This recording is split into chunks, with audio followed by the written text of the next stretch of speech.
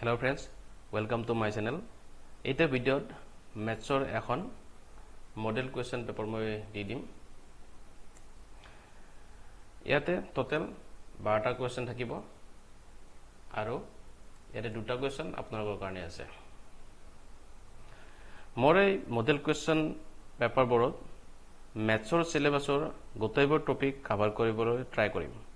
আশা কৰোঁ ভিডিঅ'বোৰৰ পৰা এক্সামত আপোনালোকৰ সহায় হ'ব। ভিডিঅ'বোৰ ভাল পালে লাইক কৰিব, কমেন্ট কৰিব, শেয়াৰ কৰিব আৰু আপুনি যদি মোৰ চেনেলত নতুনকৈ আহিছে তেনেহলে অনুগ্ৰহ কৰি মোৰ চেনেলটো সাবস্ক্ৰাইব কৰি ল'ব। এটা আৰম্ভ কৰিছো। ফাৰ্ষ্ট কোৱেশ্চনটো আছে এজন দোকানদাৰে 30% ক্ষতিত 840 টকাত 48 টকাত এটা সামগ্ৰী বিক্ৰী কৰে। সামগ্ৰীটোৰ ক্ৰয় মূল্য কিমান? ধৰি ললো যে কি সামগ্ৰীটোৰ ক্ৰয় মূল্য মানে কিনা মূল্য দোকানীজনে কিমান কিনিছিল x টকাত কিনিছিল হা। গতিকে তাৰ কি হৈছে 30% ক্ষতি হৈছে কি হৰ এটো তেওঁৰ কিনা মূল্যৰ হয়। টকাটো কিমান হৈছে 840 হয়। এটা আমি এটো কেনেকৈ লিখিব পাৰো x - 30% মানে 3/10 x equal to 840 হয়। এটো মই যিবৰে নতুন কৈ চাইছো মই তেওঁলোকৰ কাৰণে দি দিছো। এটো 30% তো মই 3/10 লিখিছো। কিয় লিখিছো কাৰণ 30% এনেকৈ লিখিব পাৰে হয়। 30% তো আমি 100 তো তলত লিখি দিলো। এটো কেনসেল গল 0 0 আৰু ইয়াতে 3/10 থাকিলে হয়। এই কাৰণে মই ইয়াতে 3/10 লিখিছো। এতিয়া এটোৰ পৰা সিম্পলিফাই কৰিলে কি হ'ব ইয়াতে 10 থাকিব ওপৰত যাব 10x minus 3x equal to 840 থাকিব। ইয়াতে 10x minus 3x 7x হয়। আকৌ এটো 10 তো এইপিনে গৈ ইয়াতে কি হয় ইনটু হয়। ইনটু হলে কি হ'ব 8400 হৈ গল হয়। দুটা 0 হ'ব। এতিয়া x মানে কি হ'ব x মানে 8400 divided by 7 হয়। এতিয়া 7 এৰে 84 কেনসেল কৰিলে হ'ব কিমান 12 আৰু দুটা 0 মানে 1200 হয় না। দি x equal to এইটো x equal to 1200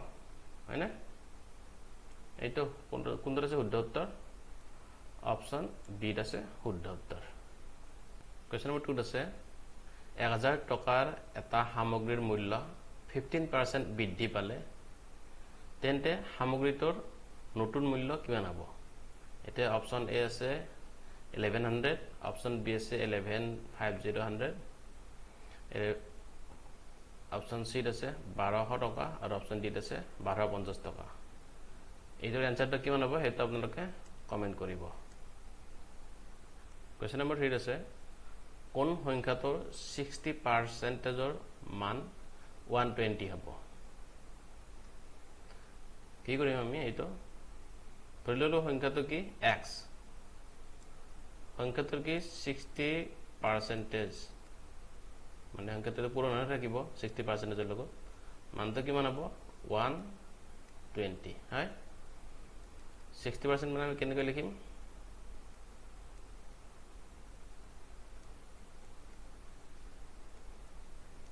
equal to 120 হয়। এটো আকৌ মই কিয় কেনসেল কৰা নাই মানে 6 আৰু 10 তো 2 ৰে যায় না কিন্তু ধৰপে মই কেনসেল কৰা কিয় কৰা এটো চাই লব ইয়াতে x equal to এটো এনেকৈ থাকিলে 120 এটো উপৰ 10 to into হৈ যাব তলত 6 হ'ব হয়। ঠিক আছে 6 আৰু 2 হয় 6 গুণ 12 আৰু তো শূন্যটা আহি গল মানে কিমান 20 হল। এইটো আকৌ বল কি থাকিব 20 into 10 কিমান হ'ব 200 হয়। এটা আপোনালোকে ইয়াতে ডাইৰেক্ট কৰিব পাৰে 6/10 তো আকৌ মানে 60% আমাৰ কি হয় 60% তো আমাৰ হ'ব কিমান 2/5% 2/5 লিখিব পাৰে এটো হয়। কিন্তু তেনেকৈ লিখা নাই আৰু এটো শুদ্ধ উত্তৰ অপশন বি। কোৱেশ্চন নম্বৰ 4 আছে কোন সংখ্যাটোৰ 15% হল 30 অপশন এ আছে 200 অপশন বি আছে 250 অপশন সি আছে 300 অপশন ডি আছে 350 এইটো আপোনালোকে মোক কমেন্ট কৰিব আগৰ দৰে হ'ব কোৱেশ্চন নম্বৰ 5 আছে এখন বিমানে ঘণ্টাত 240 কিলোমিটাৰ বেগত 5 ঘণ্টাত নিৰ্দিষ্ট দূৰত্ব অতিক্ৰম কৰে এতিয়া এক সমস্ত 3/2 ঘণ্টাত একে দূৰত্ব অতিক্ৰম কৰিবলৈ এই নিম্নোক্ত কিমান গতিৰে যাত্ৰা কৰিব লাগিব প্ৰথমে এটো কি কৰিম প্ৰথমে কিমান দূৰত্ব অতিক্ৰম কৰিছে আমি হেইটো চাই লম কিমান দূৰত্ব 5 ঘণ্টাত অতিক্ৰম কৰিছে মানে ডিসটেন্সটো ডিটো ডিসটেন্স এৰে দিছো 240 কিলোমিটাৰ আৰু কিমান ঘণ্টাত গৈছে 5 ঘণ্টাত গৈছে গতে টোটাল কিমান যাব 050 আৰু এপিনে আইব 0540 আৰু এপিনে 12 হয়নে 5 into 2 10 আৰু এপিনে পৰা প্লাস 2 তো আইব গতে 12 হ'ব 200 কিলোমিটাৰ হয়নে এটা আমাৰ স্পিড মানে কি জানো স্পিড মানে হৈছে ডিসটেন্স ডিভাইডেড বাই টাইম আমাৰ কি লব হৈছে কিমান গতিৰে যাত্ৰা কৰা হয়নে আৰু ঘণ্টাত আমি কিমান দি আছে এইটো হয় গতিকে এটা স্পিডটো কি হ'ব ৰিকোয়াৰ্ড স্পিড ডিসটেন্স কিমান পাইছো আমি 1200 টাইমটো আমাক কিমান দিয়া আছে টাইমটো চাব টাইমটো আমাক দিয়া আছে এটা সারি কৰি দিছো 1 আৰু 3/2 তাৰ মানে এটা কিমান হয় সৰল কৰিলে 3 আৰু এটা 5 ওপৰত হয়না তাৰ মানে কি তো 5/3 আৰু এটো যদি আমি উলটাই দি দিও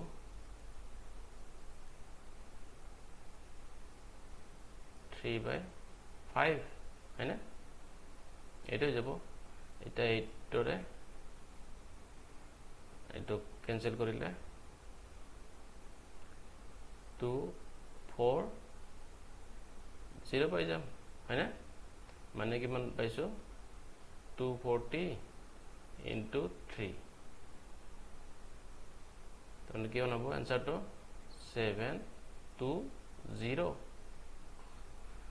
720 kilometre per hour kilometre per hour এটা হচ্ছে শুদ্ধ উত্তর কোড আছে অপশন ডি আছে শুদ্ধ উত্তর 720 কিলোমিটার পার আওয়ার বিমানখনে যাত্ৰা কৰিব লাগিব কোৱেশ্চন নম্বৰ 6 আছে আজি মনডে হলে 61 ডেজ মানে 61 দিনৰ পিছৰ দিনটো কি বাৰ হ'ব আমি মনডে আজি হা 61 দিনৰ পিছৰ দিনটো কি বাৰ হ'ব হেতু আমাক দিছে তো ক্যালেন্ডার গণিত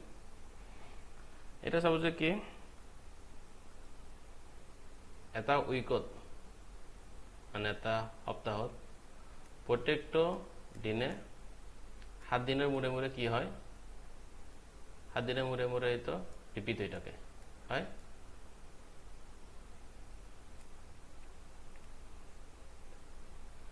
গটিকে 60 যদি আমি 63 ডেজ উলাও 63 ডেজ পিছত কি হ'ব এটা মানে কি হ'ব এটো মনডে হৈ যাব হয় যেটো কি দিয়া আছে আজি আমাক মনডে বুলি দিয়া আছে এতিয়া আমাক লাগে কি 61 ডেজ পিছত কি হ'ব 61 ডেজ পিছত কি হ'ব এইটো আমাক দিছে এটাকে কি হ'ব দুই দিন আগুৱাই দিলে হল দুই দিন আগুৱাই দিলে এইটো কি হ'ব স্যাটাৰডে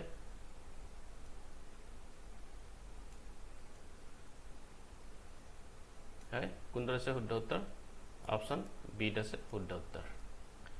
কোৱেশ্চন নম্বৰ 7 আছে পাঁচজন লোকে একেলগে এটা কাম 15 দিনত কৰিব পাৰে যদি তিনিজন লোকে এই কামটো কৰে তেন্তে কামটো কিমান দিনত হ'ব আমাৰ দিয়া আছে কি আমাৰ দিয়া আছে পাঁচজন লোকে এটা কাম কৰে কিমান দিনত 15 দিনত গতিকে আমি কি কৰিম এজনে কিমান দিন কৰে সেইটো ওলাই ল'ম সিম্পলি জল কৰিম আমি আৰু এইটো